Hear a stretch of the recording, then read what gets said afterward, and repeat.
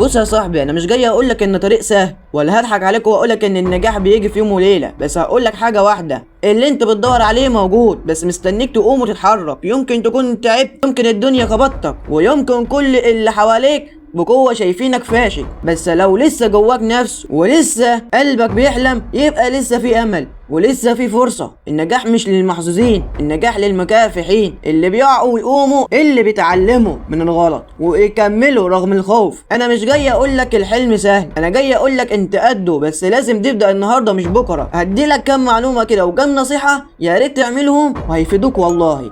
واحد، حدد هدفك. انت عايز تنجح في ايه؟ اول سؤال تسأله لنفسك هو انت عايز توصل لايه؟ عايز تبقى مشهور، غني، عندك بيزنس، ولا عايز تعيش مرتاح وبس؟ اكتب هدفك، مش لازم يكون كبير قوي بس لازم يكون واضح. مثال: عايز اشتغل على الانترنت، عايز افتح مشروع، عايز ابقى مؤثر على السوشيال ميديا، عايز اتعلم مهارة تجيب لي فلوس. 2، ابدأ بحاجة واحدة وكمل عليها. الناس بتضيع سنين وهي بتفكر تبدأ بايه، انما اللي بينجح هو اللي بيبدأ حتى لو خطوة صغيرة. امثلة تبدأ بيها دلوقتي: اتعلم مهارة مطلوبة زي التصميم، المونتاج، الكتابة، الترجمة، البرمجة، المبيعات، والذكاء الاصطناعي. اعمل صفحة على السوشيال ميديا وابدأ تقدم محتوى.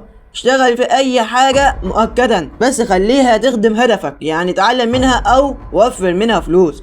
واسهل 2 تتعلمهم في الوقت الحالي: التصميم والمونتاج. دم اسهل 2 انك تتعلمهم، وشوية تتعلم البرامج التانية. 3، كل يوم تعمل حاجة تقربك من حلمك. لو كل يوم اشتغلت ساعة بس على هدفك، بعد سنة هتبقى في حتة تانية خالص، ودي مش كلام تنمية بشرية، دي حقيقة. 4، تجاهل الناس اللي بتحبطك. الناس دايما هتقولك مش هتعرف، انت بتحلم، الدنيا صعبة، بس محدش فيهم هيعيش حياتك. انت لازم تشيل نفسك، لو ما شلتش نفسك محدش هيشيلك. فصدقني يا قلب اخوك ان محدش هينفعك، فاشتغل على نفسك وعيش حياتك. 5، خليك صبور بس عنيد. النجاح مش بيجي في اسبوع ولا شهر، بس بيجي للناس اللي بتكمل حتى وهي مكسورة. ما سيبك من الناس المؤثرة، الناس السلبية، سيبك من الناس دول وخليك صبور وامشي ورا هدفك، وكل يوم تتعلم حاجة جديدة. والصبر اهم حاجة انك تتعلم اي حاجة. ولو عجبكم الفيديو ما تنساش تشترك في القناة علشان نوصل لاكبر رقم ممكن، وابعت الفيديو ده لحد يستفاد يمكن يفيده. والسلام عليكم ورحمة الله